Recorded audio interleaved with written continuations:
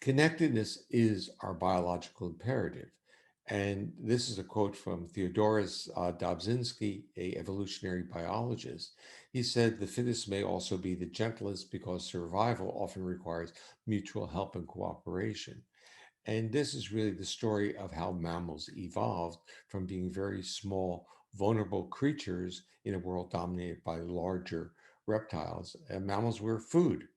And what they were able to do was connect with others through the signaling that were safe to approach or to be approached. So they were cueing others, and that cue was being received and interpreted. And that's how proximity, mating, and cooperation evolved.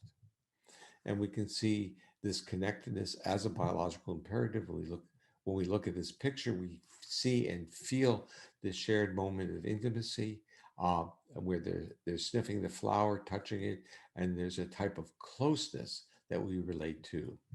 Um, the predictable reactions to threat could be best explained through a construct called dissolution, which was presented by John Hewlings Jackson in the late 1800s.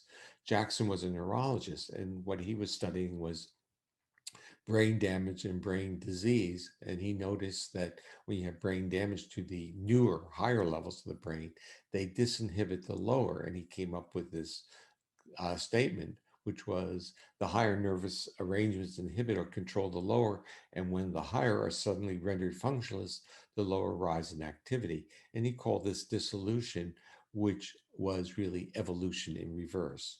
The polyvagal theory takes this construct of evolution in reverse and applies it to the autonomic nervous system, and basically says the autonomic nervous system reacts to challenges in a phylogenetically ordered response hierarchy, with the newest components of the autonomic nervous systems responding first.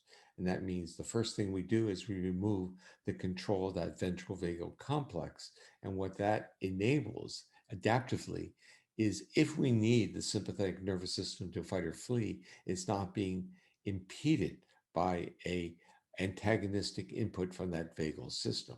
So first we remove the brake, and if that doesn't give us enough energy to negotiate safety, we then ramp up the sympathetic activity that enables us to mobilize greater. And in mobilizing greater, we are inhibiting subdiaphragmatic functions. We're turning off our homeostatic function. And if moving doesn't get us safe, our body may have a surge of that dorsal vagal system and shut down. So, what we want to ask the question is, how do we uh, deal? What are the social engagement behaviors? They are face-to-face interactions that become neural exercises, facial expressions, gestures, prosodic vocalization, listening, reciprocity. These face-to-face neural exercises are often embedded in what we would call play, especially play with others where we don't want to move from getting from movement into aggression. We want movement to still have a social component.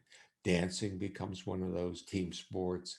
It's the coordination of synchronous and reciprocal coordination. Uh, this type of understanding of how that social engagement system works, is it have applications in therapy? Does it have applications in education, in the workplace? And what happened during the pandemic? What happened during the pandemic was that our normal uh, primary mode of co-regulation, of regulating or mitigating our own stress or threat reactions, was through social interaction. And what happened is that during the pandemic, we were put under threat without the mechanism or the toolkit to mitigate that reaction.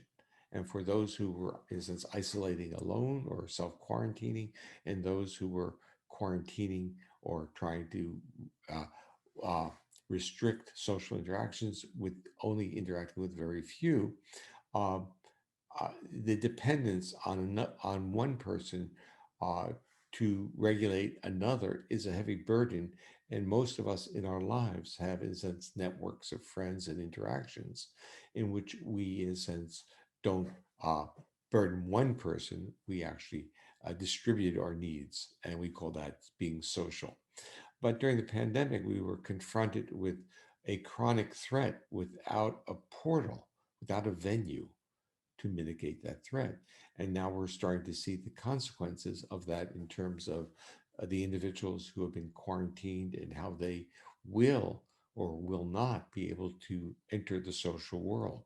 And for me, at the moment, this is my own reaction, is that I'm still finding it difficult to interact with people, although I have absolutely no fear of being infected.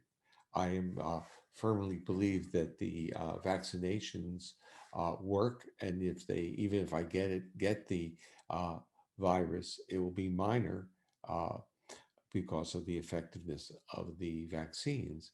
But I'm still, my body, that my neuroception of my body is still uncomfortable in the presence of others, meaning many others. It's exhausting for me. But I look forward to the time when I see people and interacting with them and want to rush up and give them hugs and feel regulated by their presence.